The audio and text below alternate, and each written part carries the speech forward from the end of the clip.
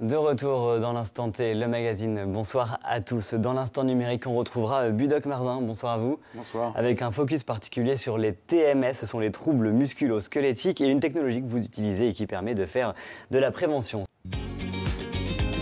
Tous nos invités se sont tous redressés puisqu'on va parler des TMS, les troubles musculo-squelettiques. Budoc Marzin, vous êtes intervenant en prévention des risques professionnels, notamment des troubles musculo-squelettiques. Alors tout d'abord, qu'est-ce que c'est qu'un TMS ? Un TMS, c'est une affection particulière. Ça, c'est en utilisant du vocabulaire un peu plus compliqué, mais dans la vie de tous les jours, ça s'appelle j'ai mal au cervical, j'ai une tendinite à l'épaule ou j'ai un syndrome du canal carpien. D'accord, Voilà. le canal carpien, c'est ce qu'on a autour de la main. Exactement. D'accord. Alors avant de vous rencontrer, on se dit que ça concerne plutôt les seniors, plutôt les plus vieux, puis en fait on se rend compte que ça concerne près de 87% des maladies professionnelles, que si on ne fait pas gaffe, ça nous concerne tous, c'est pour ça que vous êtes tous bien redressés. Tous, ouais. Vous avez une vidéo qui explique très bien cela, c'est un magasinier en fait, et on voit que... Donc on l'a connecté avec des capteurs qui font cette taille-ci. Ouais, Voilà. on voit que c'est pas bien.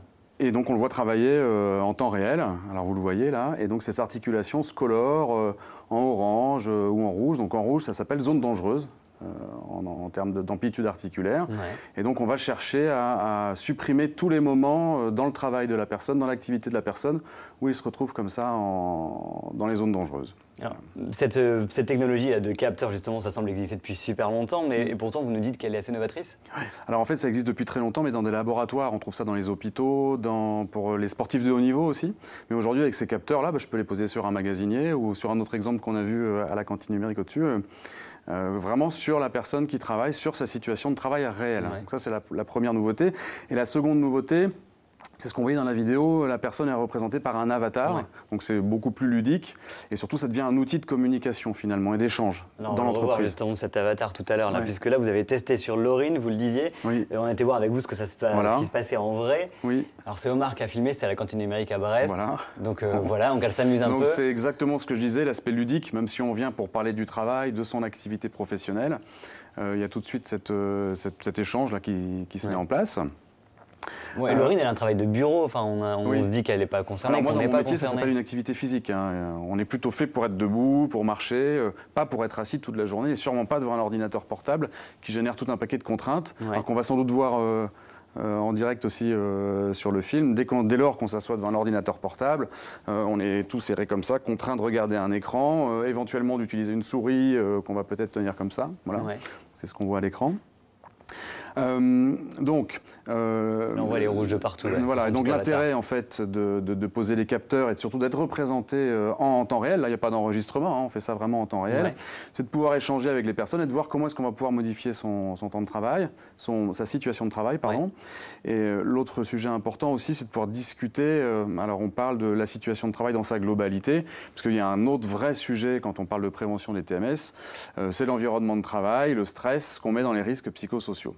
Donc cet échange-là aussi est créé pour permettre d'informer, de sensibiliser les gens à cette situation qui finalement les contraint et qui fait que, alors c'est plutôt vers 45 ans, Ouais. mais après avoir travaillé 20 ans avec une souris, finalement on a un syndrome du canal carpien, des maladies qui étaient absolument inconnues, ou dont on parlait très peu, ou pas dans le langage courant en tout cas, il y a 20 ans, mais aujourd'hui tout le monde est au courant que ça existe, quoi. Est-ce que vous êtes des bons élèves? Vous travaillez sur des ordis tous les deux, j'imagine? Et alors? Est-ce que vous êtes recroquevillé sur votre portable, Daniel, ou pas? D'abord, j'essaye d'éviter de passer ma journée au bureau. Ouais. Il faut alterner les pauses de mouvement, les phases de mouvement et les phases Donc se lever, prendre l'air, ouais. Exactement ça, oui. Puis après, un grand clavier, un grand écran, ça permet de mieux se tenir que sur un plus petit portable. Et vous, par contre, Stéphane, vous êtes capable de passer 12 heures devant votre écran? Ouais, le problème que j'ai, c'est comme je suis très grand, j'ai tendance à me voûter pour justement me rapprocher du clavier et puis à se rapprocher de l'écran aussi, qui n'est pas très On bon. retrouve beaucoup dans toutes les activités de bureau, quoi. Bon, une fois qu'on le sait, il se passe quoi? Vous avez des conseils, des choses? Ah bah oui, bien sûr, oui. Alors justement, c'est là où vraiment j'interviens dans mon métier, c'est en fonction de sa propre activité, de ce qu'on fait vraiment, son travail réel, comment est-ce qu'on peut modifier les choses. Là, dans l'exemple, on a vu, il y avait un petit support pour avoir un écran plus haut. On revoit les éléments. On peut penser à mettre le texte devant soi pour pas avoir à tourner la tête pour faire les saisies. Voilà, donc il y a tout un paquet de choses. On va vraiment travailler sur la situation de travail. Et puis peut-être aussi qu'il va falloir aller sur la formation de la personne pour vraiment la sensibiliser et qu'elle prenne en compte ces éléments-là dès le matin quand elle commence à travailler. Sachant que là, donc on a un exemple de bureau, mais on imagine que dans une industrie agroalimentaire avec des gens qui font des gestes très répétitifs sur la ligne de production toute la journée, c'est des éléments qu'on a besoin de prendre en compte dès la conception de la machine, quoi.